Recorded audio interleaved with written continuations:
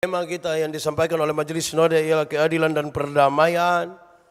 Pembacaan Alkitab yang diberikan kepada kami terambil dari Injil Matius pasal 5 ayat 43 sampai ayat yang ke-48.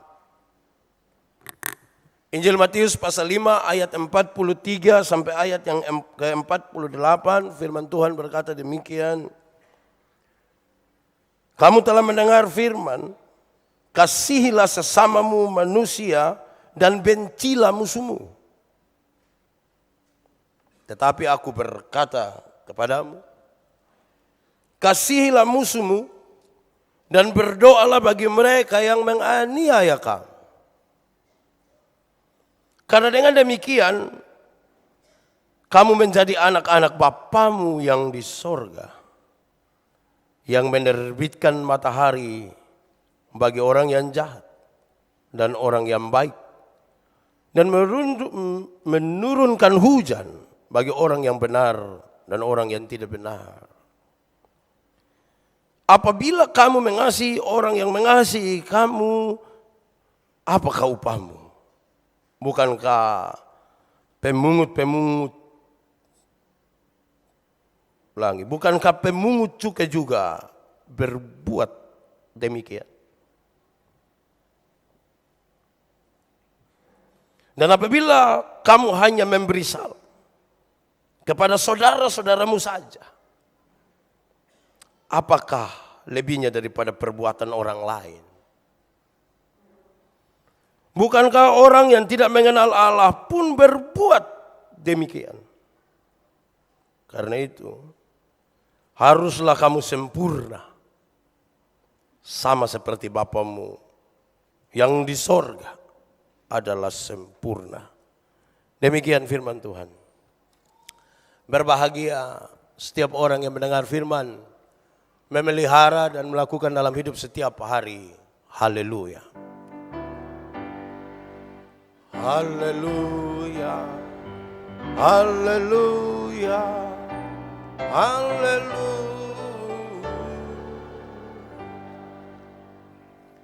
Bapak Ibu Saudara-saudara, Shalom. Sekali lagi, Shalom. Hari ini tema yang baik sekali untuk kita, keadilan dan perdamaian. Saya ketika merenungkan bagian ini, saya pikir ada sebuah pengalaman kecil. Satu saat saya pulang pelayanan dari Amanatun Utara. Saya harus segera pulang karena besok pagi ada pelayanan di Kupang. Saya minta orang antar pakai motor sampai di cabang OEO, mau masuk ke OEKAM. Saya tunggu kalau ada bis datang. Ternyata bis datang. Sinar Gemilang. Saya naik ini bis atau Mbua. Tapi karena tidak ada tempat lagi, saya duduk di tangga pas naik itu. Saya duduk situ. Hati senang. Dapat bis, duduk di tangga. Yang penting sampai Kupang, ketemu keluarga, besok pelayanan. Saya duduk biasa saja. Di tangga naik, tempat duduk itu ada 2 orang duduk. Satu bapak dan anaknya yang kira-kira usia 3 tahun atau 4 tahun. Saya duduk menghadap mereka, saya masih main-main dengan ini anak nona kecil ini, saya ade, dan seterusnya. Saya dan di pembapak baku lihat begini. Saya bilang ade, tapi saya tidak bermaksud geser dia lah. Saya hanya bilang ade, kayak gitu. Selesailah, perjalanan cukup lama, hampir 5 jam. Berhenti makan di Niki-Niki, terus kami sama-sama sampai Kupang, selesai masalah. Besok pagi saya pergi pimpin ibadah satu pembinaan rohani di satu instansi tertentu. Pas saya sampai dong lapor kepada bosnya, dong lapor kepada pimpinannya, Pak Pendeta sudah datang, kita siap mulai. Oke, mari silakan masuk. Dan ternyata waktu saya masuk, pimpinannya itu ialah yang itu Om. Dia pimpinan baru dan dia baru tahu kalau yang akan pimpin ibadah di tempatnya ialah itu Pak yang tadi pagi, kemarin sore duduk di bawah depu kaki. Kami dua baku lihat begini. Saya bisa melihat dia muka merah itu. Saya mau tanya saudara, kira-kira dia rasa aman kok tidak? Tapi kan saya tidak bilang apa-apa. Saya hanya lihat dia, salam. Hampir-hampir itu hari ibadah kayak tidak jadi. Tapi sudahlah mau bagaimana Saudara, kalau kira-kira saya kasih pindah itu anak untuk saya duduk karena dia kenal saya, adil kok tidak? Adil kok tidak? Tidak adil. Itu anak kecil juga butuh tempat. Apalagi dia jalan 7 jam dari Atambua ke Kupang. Saya ini memang tempat saya harus di kaki mereka. Siapa suruh mau naik di tengah jalan? Kalau Pak mau duduk enak ya jalan kaki ke Atambua, naik oto di sana, pulang ke Kupang. Kenapa sih begitu? Saudara lihat bahwa perjalanan hidup kita setiap hari akan berjumpa dengan banyak hal yang memaksa kita harus ambil keputusan di antara keadilan dan perdamaian. Harus. Karena kita akan berjumpa dengan banyak orang. Sekarang saya tanya saudara, apakah semua orang yang saudara temui di setiap hari memuaskan saudara? Semua orang yang saudara temui setiap hari itu menyenangkan hati saudara setiap hari? Tidak. Banyak yang bikin jengkel. Banyak yang bikin taceke. Dan kalau sudah ceke, kita pun kerinduan untuk mau ceke dia. Itu terlalu tinggi. Kira-kira kalau sudah ceke dan mau sampai ceke, ada damai kok tidak? Ya kira-kira begitu. Karena kita akan ketemu dengan banyak orang setiap hari. Dan ingat, tidak semua orang memuaskan kita. Menyenangkan kita. Makin banyak yang kita temui, makin banyak yang tidak memuaskan kita. Saudara jangan cari kepuasan. Kalau saudara mau cari kepuasan, sendiri-sendiri. Saya suka bercerita dengan seorang sahabat yang dia paling suka meditasi. Dia bisa habiskan waktu berjam-jam untuk meditasi. Satu hari bisa 8 jam sampai 10 jam. Saya senang lihat dia. Kan saya kadang lihat dia itu nyamuk gigit dia di sini, 1 menit terus dia bilang, sudah Wih. Terus dia bilang saya, kamu harus belajar mengampuni. Kita mengampuni aman. Saya bilang, iya kok tiap hari lu 10 jam sendiri. Coba lu 10 jam dengan 100 orang. Tidak gampang. Tidak gampang. Saudara, kita baca bagian ini. Ini bagian harus dituntaskan dengan baik. Mulai dari ayat 43. Kamu telah mendengar firman. Kasihilah sesamamu. Dan bencilah musuhmu. Oh itu mengerikan. Saya coba periksa Alkitab, saya coba periksa banyak bahan dan saya temukan yang dimaksud itu ada pada Imamat pasal 19 ayat 18. Walaupun tidak secara langsung dia katakan begitu, tapi konteksnya kita dapat. Dan ini menjadi sebuah kritikan besar bagi Yesus untuk orang-orang Yahudi. Kenapa? Karena ternyata sesama manusia yang dimaksudkan dalam konteks imamat ialah yang sama-sama orang Israel. Kalau orang Israel baku marah tidak boleh. Karena kamu satu bangsa jangan marah. Tapi kalau kamu marah orang lain boleh. Konteksnya di situ. Apakah firman ini salah? Tidak. Beberapa ahli Taurat melihat bahwa ada sebuah perjalanan tradisi dan ajaran Yesus yang seolah-olah bertentangan. Tapi Yesus menegaskan itu. Sekali-kali tidak. Saya datang bukan untuk menghilangkan hukum Taurat. Tidak akan ada satu nokta pun yang dihilangkan. tetapi saya datang untuk menyempurnakannya. Bagaimana penyempurnaan itu datang? Kamu telah mendengar firman, kasihilah sesamamu, tapi bencilah musuhmu.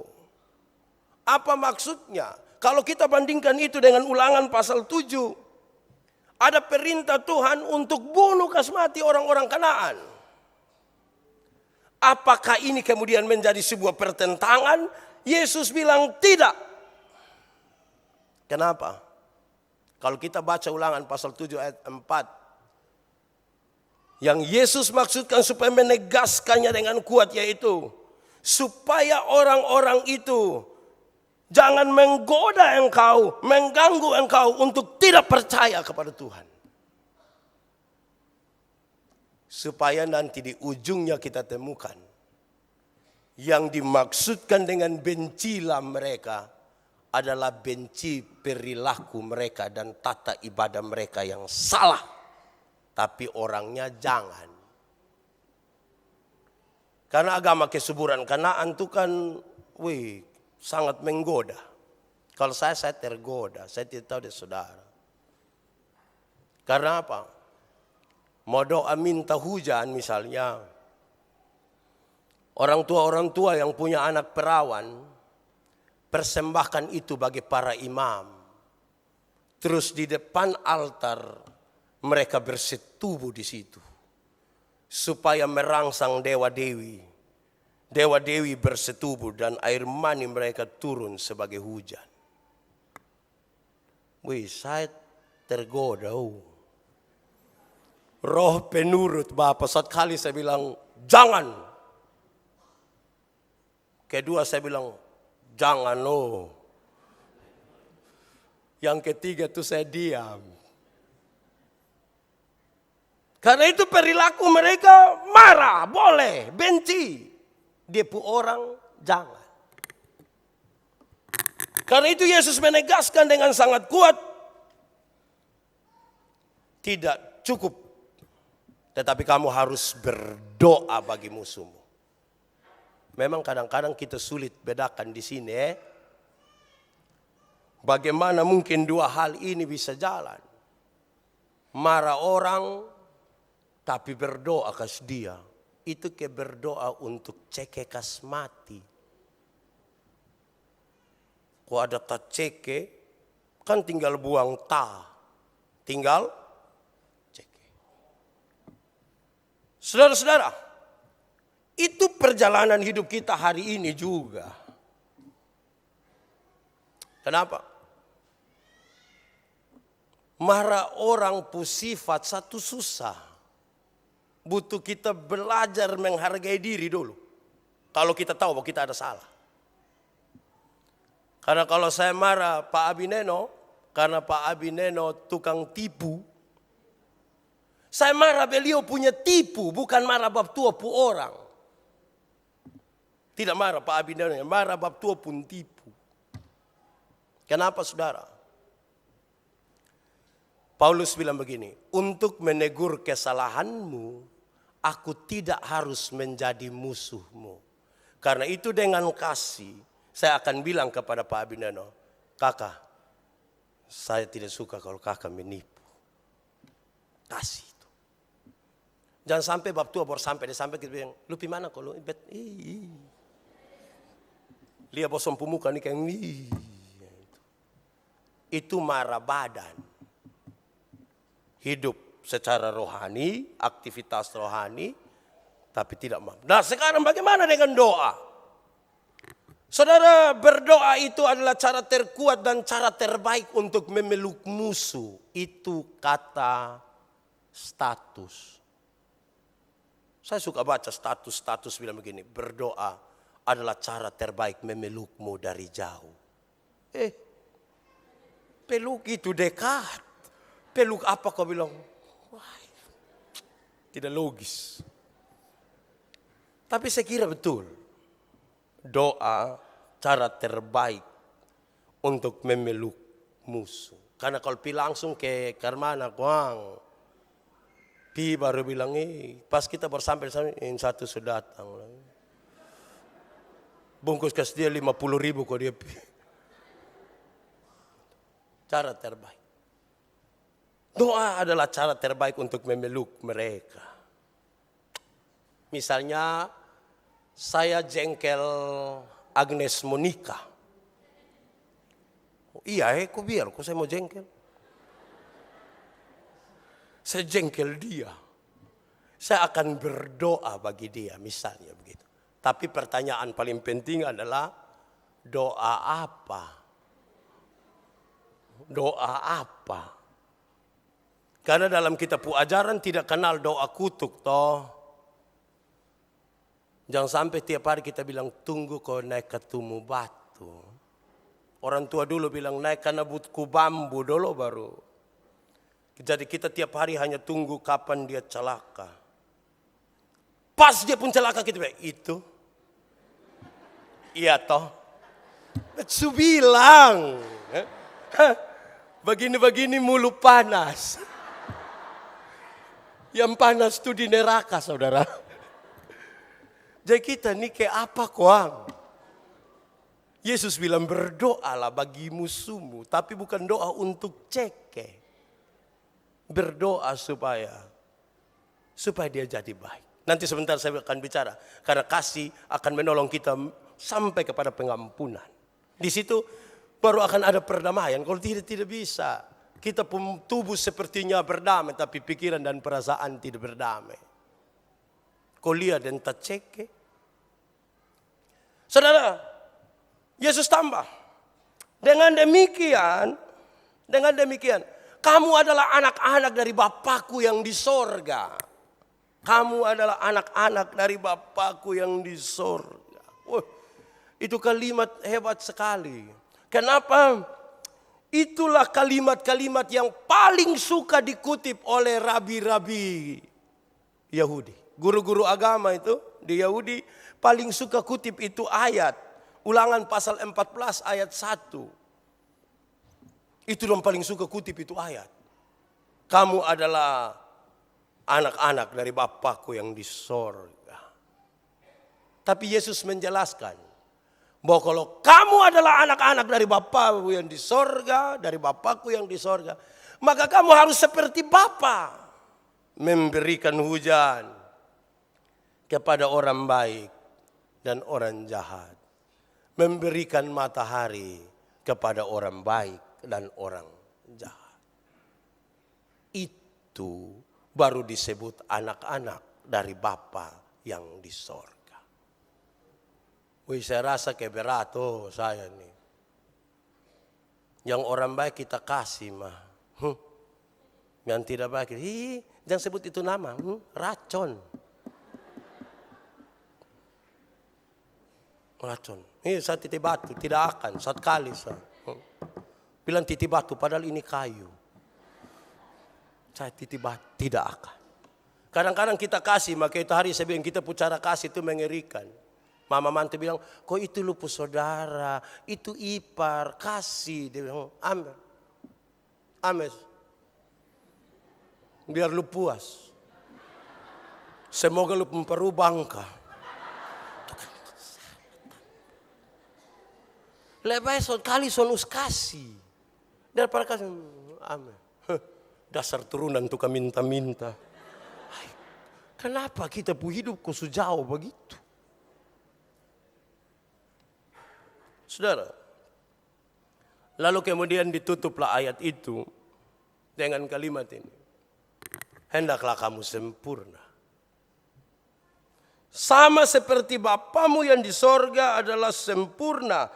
Ini berkaitan sekali dengan Imamat 19 ayat 2. Kuduslah kamu sebab aku Tuhan Allahmu kudus.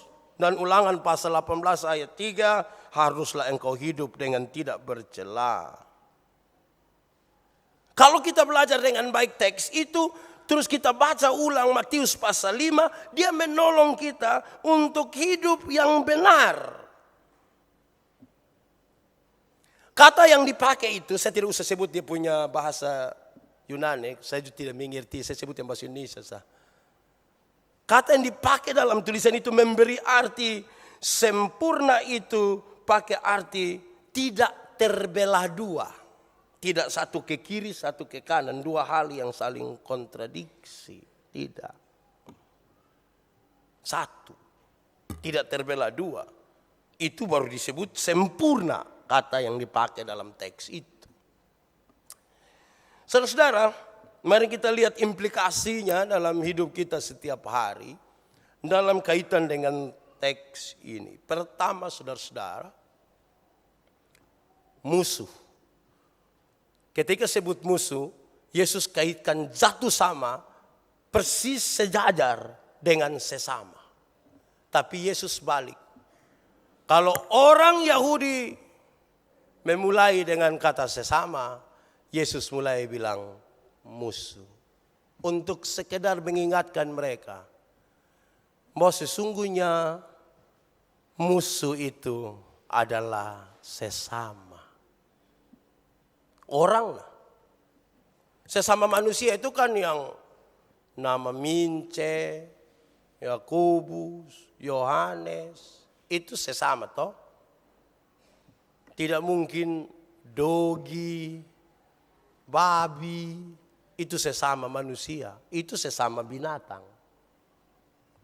Yesus ingin menampakkan bahwa yang kita marah itu kan manusia, maka dia juga adalah sesamamu.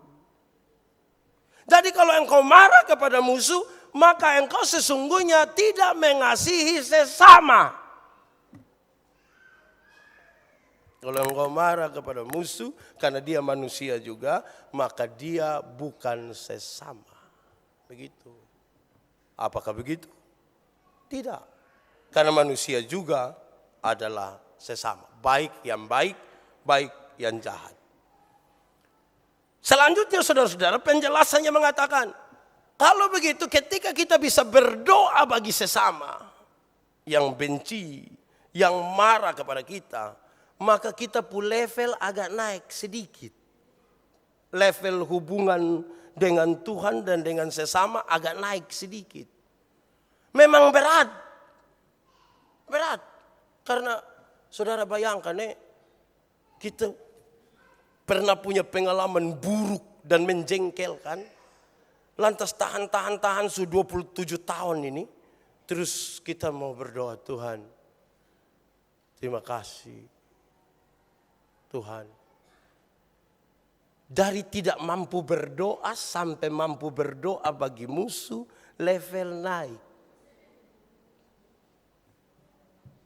Selama ini kita standar saja begitu. Dan sekarang kita mau berdoa bagi mereka yang membenci kita. Bahkan yang menganiaya kita. Pesan ini kuat Yesus sampaikan. Mengingat berdirinya gereja mula-mula. Ketika gereja mula-mula berdiri. Mereka teraniaya sekali. Bahkan hingga hari ini. Kalau mereka menyimpan dendam, betapa sulitnya hidup mereka. Sejak awal jauh-jauh hari sebelum berdirinya gereja mula-mula. Yesus bilang, berdoalah bagi orang yang menganiaya kamu. Kalau kita belajar dari Paulus, dia bilang, kalau kamu dianiaya karena namaku, haruslah kamu anggap itu sebagai sebuah keuntungan. Luar biasa ya. Itu berarti ada tingkat sedikit yang kita naik di situ. Saudara, karena itu sekarang saya mau ajak kita semua mengarahkan perhatian bahwa sesungguhnya kasih yang Yesus ajarkan itu kemudian mendamaikan kita pertama-tama dengan diri kita dulu. Mendamaikan kita pertama-tama dengan diri. Kita ini kan lagi batas sibuk untuk mau berdamai dengan orang lain. Atau memaksa orang berdamai dengan orang lain. Tanpa duluan berdamai dengan dirinya sendiri. Kalau saya tidak berdamai dengan saya pun diri, saya tidak akan bisa berdamai dengan orang lain. Kalau di dalam diri saya berkecamuk banyak sekali hal, bagaimana kita akan bicara tentang penerimaan terhadap orang lain. Kode diri saya agak susah.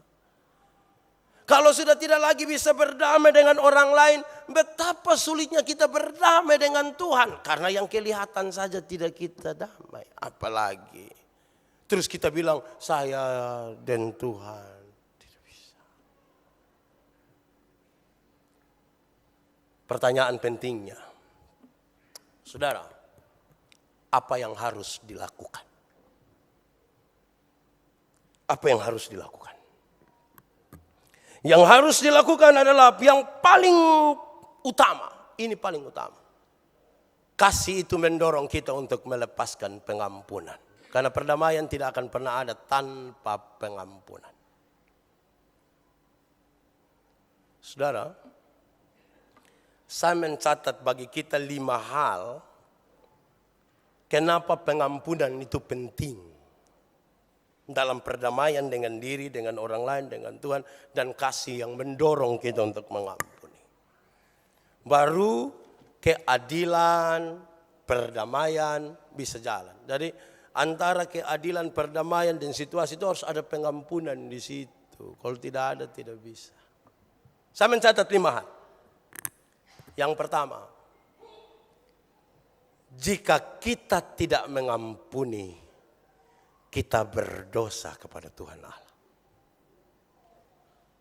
Kalau kita tidak mengampuni. Kalau saya tidak mengampuni, kalau Yandi ini tidak mengampuni, dia berdosa kepada Tuhan Allah.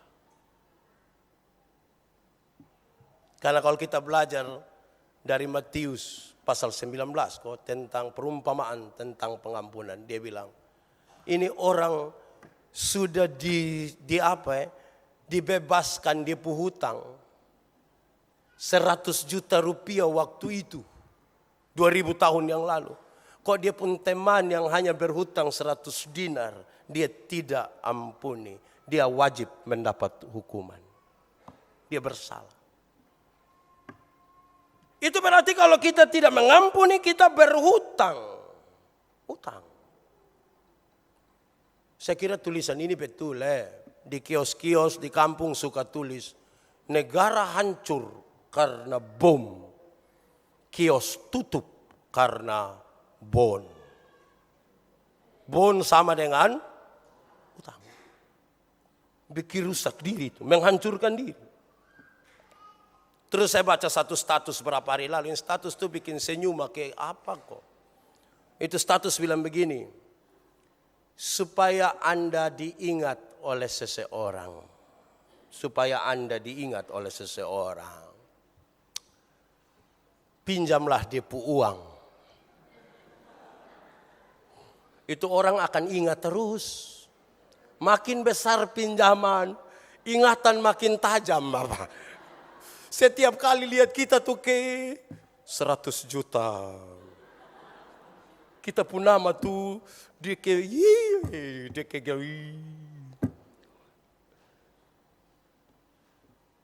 jadi utang. Kalau orang tidak mengampuni, persis seperti dia berhutang. Tapi biar Pak, supaya Tuhan ingat saya. Coba.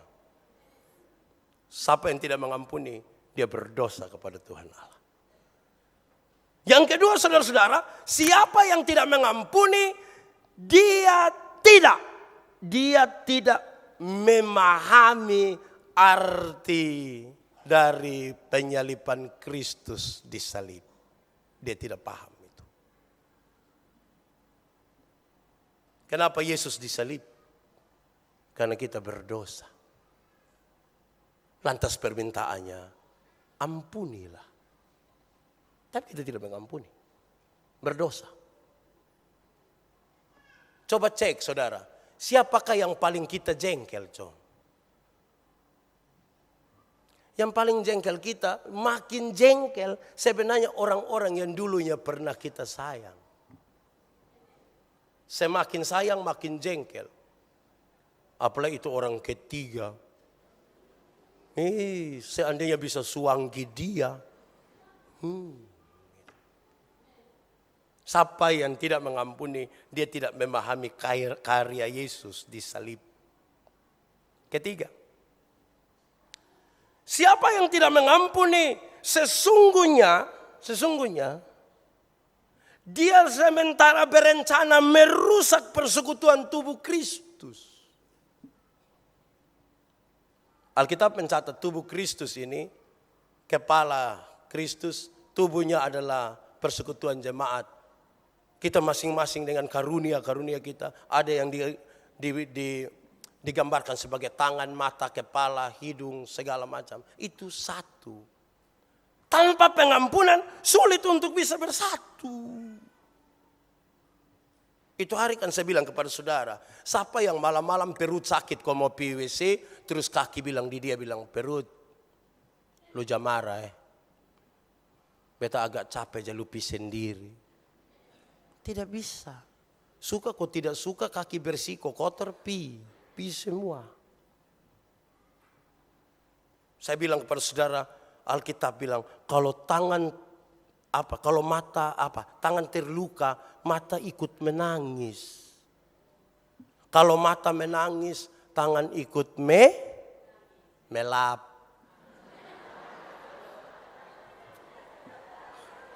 Mam Tuhan.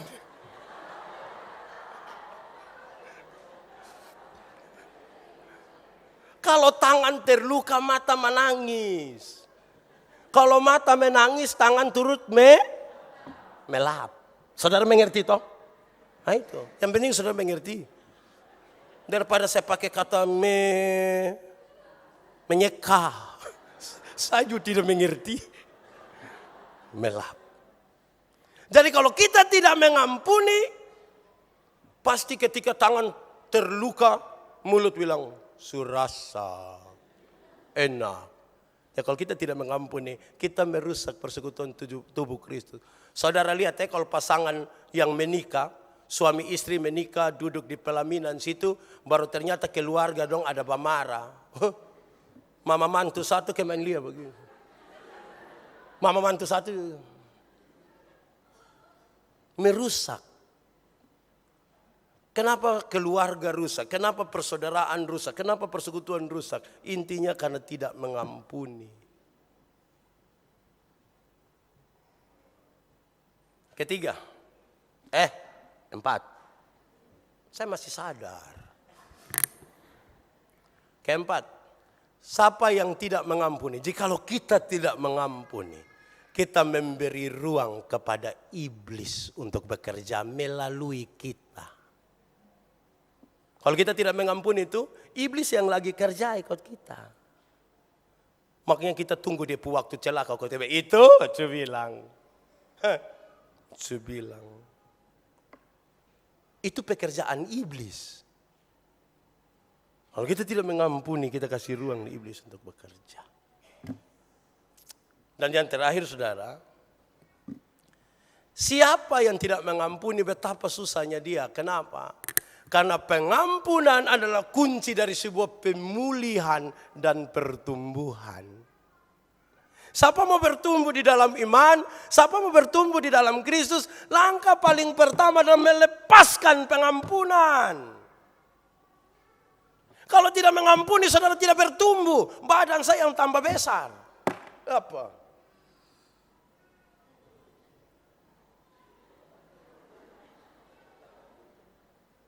Tunggu ya. Saya berapi-api ya. Mau bertumbuh. Jadi beraktivitas rohani belum tentu bertumbuh. Belum tentu. Mau bertumbuh. Lahan paling pertama adalah mengampuni. Lahan itu. Itu lahan itu baik, benih taro, dia bertumbuh, kemudian ada buah. Itu pengampunan. Pak Pendeta, saya sudah coba Pak Pendeta, tapi kok susah. Saya ingin menyebutkan dua hal yang harus kita lakukan bersama-sama. Walaupun sendiri-sendiri di rumah, tapi kita lakukan. Pak Pendeta, bagaimana sekarang saya harus mengampuni? Apa yang harus saya buat? Lakukanlah dua hal ini. Satu, terima dulu sebuah kenyataan. Terima dulu kenyataan. Bahwa ada orang bikin hati sakit kita dan kita sungguh terluka karenanya. Terima dulu. Selama ini kan kita berusaha mengabaikan, melarikan diri dari penerimaan bahwa saya terluka. Terima dulu. Terima bahwa ada orang bikin jengkel kita. Terima dulu bahwa ada orang marah kita. Terima dulu bahwa ada orang menganiaya kita. Terima dulu bahwa ada orang tidak adil terhadap kita. Terima dulu bahwa ada orang begini-begini. Selama ini kan yang kita lakukan bukan menerima, tapi kita menuntut lebih duluan. Terima dulu. realistis bahwa kita hati sakit.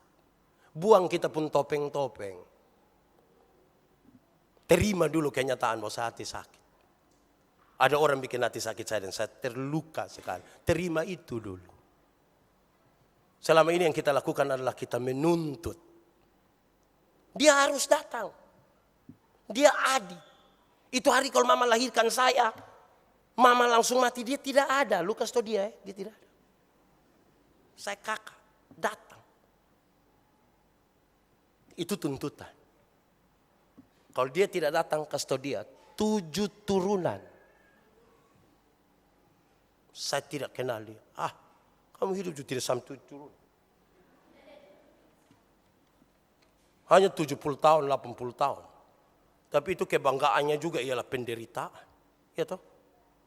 Kata Alkitab.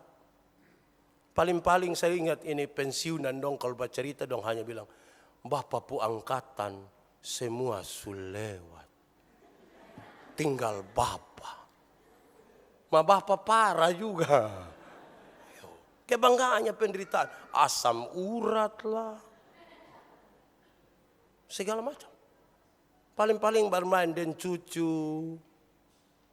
Terakhir anak bilang, Bapak tunggu di situ kok saya jemput. Pas anak sulari dari kantor datang jemput, Bapak dan cucu sujalan.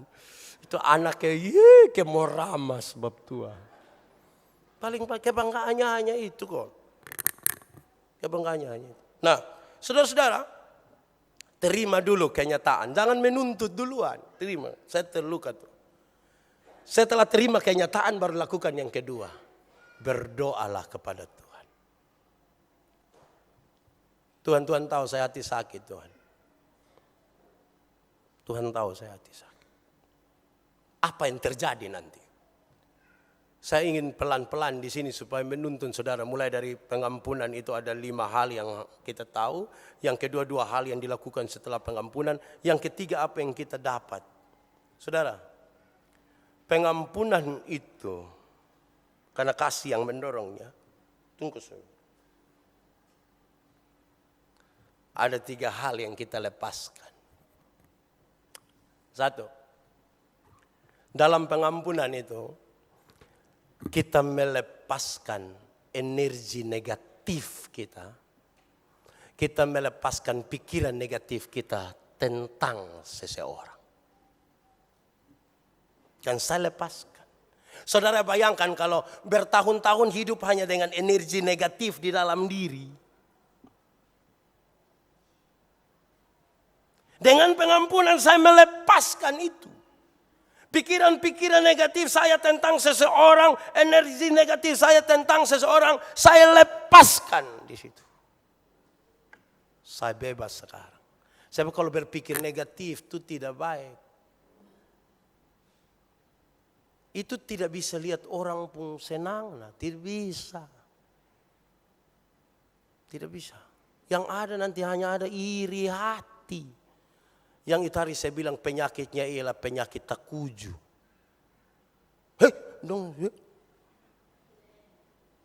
Bepokawan takuju begitu 2 hari. 2 hari lagi tidak takuju lagi maksudnya begitu. Karena kita melepaskan energi negatif. Saudara coba kasih tahu saya, apa keuntungannya kita menyimpan energi negatif dalam hidup kita? Apa untung? Karena kita taruh lebih duluan adalah tuntutan, bukan kerendahan hati untuk melepaskan. Kedua, dalam pengampunan itu kita melepaskan tanda petik hak untuk menghakimi orang lain.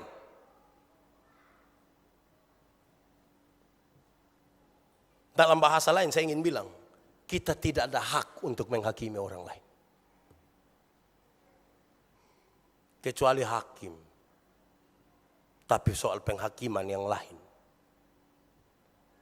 Hendaklah engkau tidak menghakimi saudaramu. Sebab dengan apa engkau menghakimi dia, dengan ukuran itu juga engkau akan dihakimi. Pengampunan menolong kita melepaskan hak untuk menghakimi orang lain. Saya berkhotbah tentang penghakiman. terhadap orang lain. Saya tanya jemaat, saya tanya dong bilang begini, yang paling banyak dengar pemberitaan firman Tuhan itu tentang penghakiman atau tentang pengampunan? Dong rame-rame bilang tentang pengampunan. Terus yang paling banyak dilakukan pengampunan atau penghakiman? Dong bilang penghakiman. Berarti beda Dengar lain, bikin lain. Kalau pikir lain, omong lain, bikin lain, hasilnya kelainan. Ya, harus lurus. Pikir, omong, buat sama. Amin. Saudara tidak akan terbeban. Saya pernah bilang kepada saudara, saya belajar mengampuni itu ketika saya kakak ditabrak mati. Saya tahu bahwa itu akan menjadi berat bagi saya, dan setelah itu saya lepaskan itu, dan saya orang pertama yang sorong tangan di dia yang tabrak saya kakak. Saya mencium dia dengan tulus. Dan saya yang ajak dia pelayanan. Kami dua melayani bersama-sama. Bukan untuk dibanggakan. Tapi ingin kasih tahu bahwa saya tidak akan bebas hidup ini kalau tiap hari hanya lihat dia pemuka dan saya tak ceke. Ketiga saudara, pengampunan itu menolong kita untuk melepaskan hak balas dendam. Kan kalau orang bikin salah di kita, yang kita mau adalah kalau pengampunan kita lakukan, balas dendam itu kita tahu bahwa itu bukan hak kita. Tapi jangan tanya Tuhan, Tuhan, dia kapan Dia pukawan dong sudah lah dia.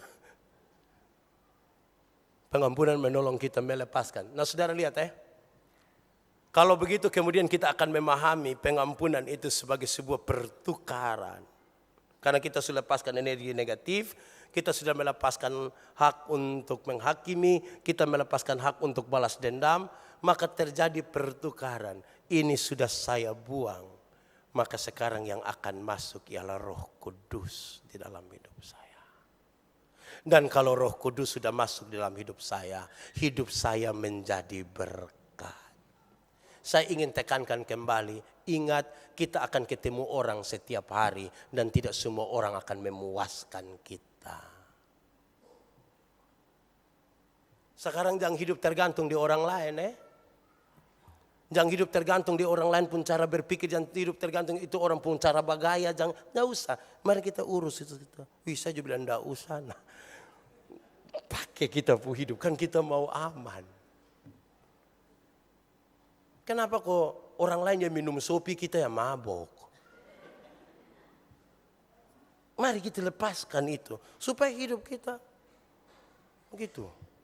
Saya tadi malam pergi pelayanan di satu tempat menuju ke Ampong Utara di Poto namanya. Saya pergi dengan 8 orang yang lain. 3 laki-laki dan 5 perempuan. Sampai di Oesau saya berhenti kau beli kasdong kue cucur. Semua jenis kue di situ saya beli. Masing-masing 10.000. Terus saya datang saya kasdong, ini makan. Aduh bapak subuh otole bapak beli. Biar supaya kamu tahu saya baik.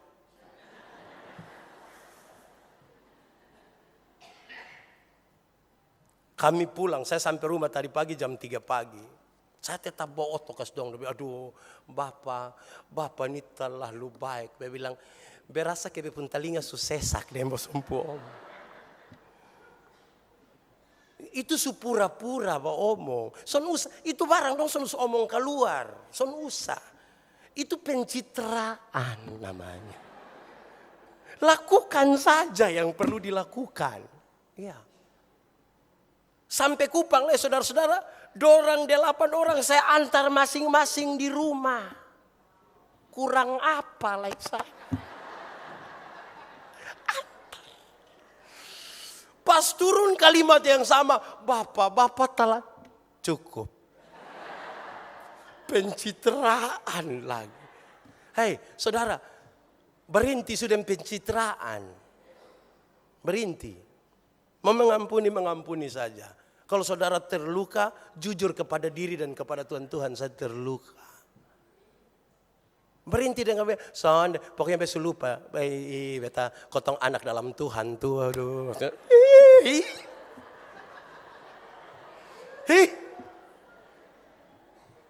Itu kayak apa kok? Jujurlah.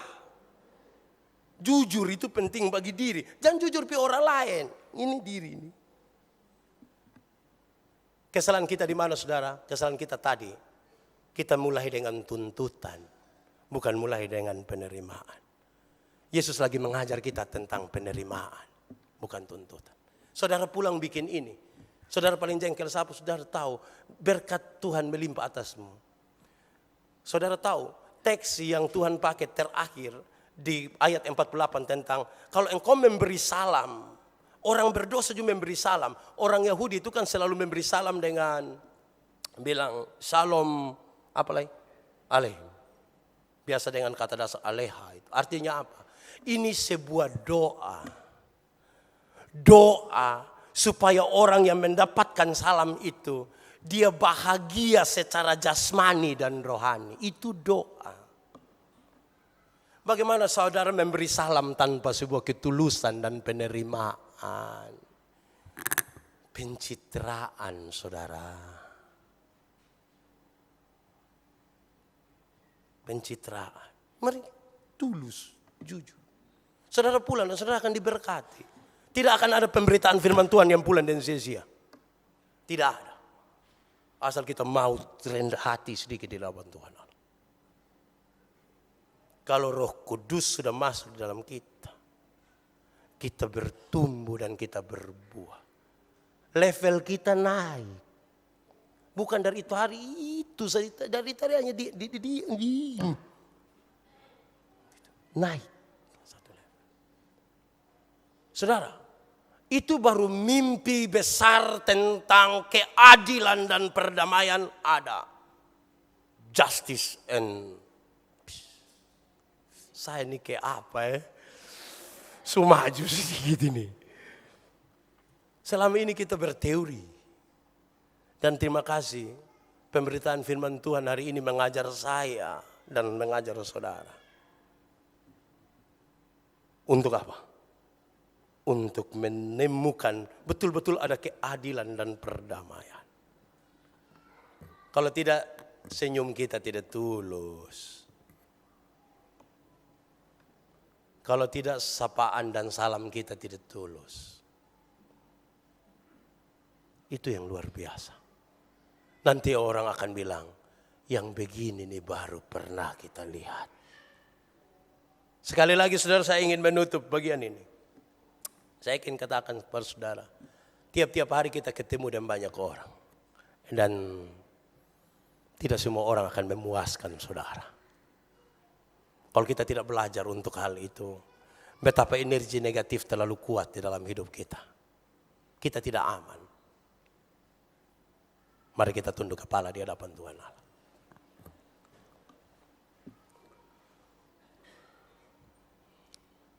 Hari ini harus ada pengampunan. Sebagai tanda kasih dan keadilan, perdamaian, tercurah di tempat ini. Kami damai di dalam Tuhan. Kami tidak sementara mempertontonkan kulit luar saja. Kami rindu di saat ini Bapa, ada damai.